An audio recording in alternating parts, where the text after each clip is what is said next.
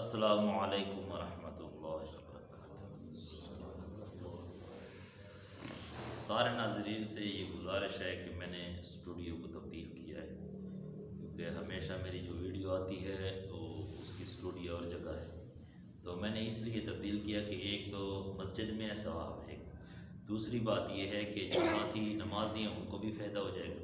تو رات کا جو سوال ہے محمد بلال بھائی ڈیرہ اسماعیل خان ہمت سے، محمد بلال بلوچ، اس نے سوال کیا ہے کہ ناپاکی کی حالت میں کیا ذکر اذکار کر سکتے ہیں؟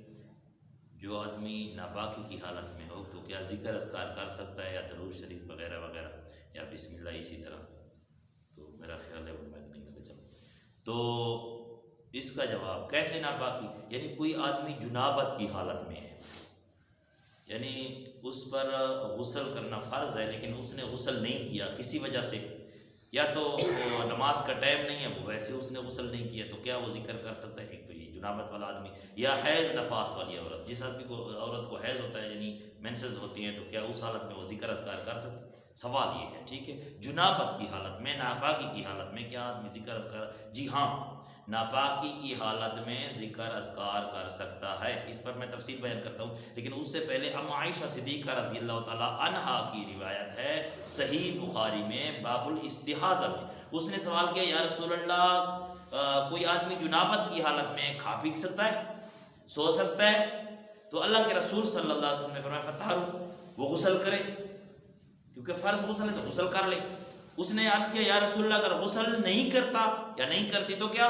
اللہ کے رسول صلی اللہ علیہ وسلم نے فرمایا وضو کرے، تو پھر کھا پی سکتا ہے، ہاں حتیٰ کہ نماز کا ٹائم ہو جائے، نماز کے ٹائم کے لیے ویسے بھی فرض ہے، اور اگر نماز نہ پڑھے تو ویسے بھی حرام ہے۔ تو اس لیے اس سے کیا ہے حاصل یہ ہے کہ بھئی نبی اکرم صلی اللہ علیہ وسلم نے اس کی اجازت دی ہے، لیکن بہتر یہ ہے کہ انسان غسل کرے، پہلا جو یہ ہے وہ یہ ہے۔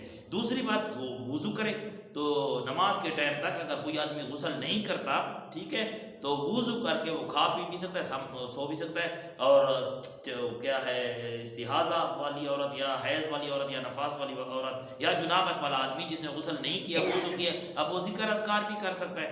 کیسا ذکر؟ بسم اللہ الرحمن الرحیم یہ بھی پڑھ سکتا ہے، الحمدللہ یہ بھی پڑھ سکتا ہے، سبحان اللہ یہ بھی پڑھ سکتا ہے۔ لیکن جنابت والا جو مرد ہے یا عورت ہے وہ کیا ہے پوری آیت نہیں پڑھ سکتا، ٹھیک ہے، پوری آیت نہیں پڑھ سکتا، جیسے کہ الحمدللہ رب العالمین، اب یہ پوری آیت ہوگی، الحمدللہ پڑھ سکتا ہے آدھی آیت، یا بسم اللہ الرحمن الرحیم یہ آدھی آیت ہے، یہ آیت پوری ہے، انہو من سلیمان و انہو بسم اللہ الرحمن الرحیم، اب پوری ہوگی۔ اسی طرح کوئی آدمی انا للہ و انا الیہ راجعون یہ بھی پڑھ سکتا ہے، پوری آیت نہیں ہے۔ پوری آیت کیسے ہے؟ الذین اذا اصابتهم مصیبۃ قالوا انا للہ و انا الیہ راجعون، اب پوری آیت ہو گئی، تو پوری آیت نہیں پڑھ سکتا، ایک تو یہ ہے۔ دوسری بات یہ ہے کہ جو وہ دعا مانگ رہا ہے یا انا للہ کہہ رہا ہے یا سبحان اللہ کہہ رہا ہے، الحمدللہ کہہ رہا ہے، تو وہ اس دعا کی نیت سے کر سکتا ہے، تلاوت کی نیت سے نہیں کر سکتا۔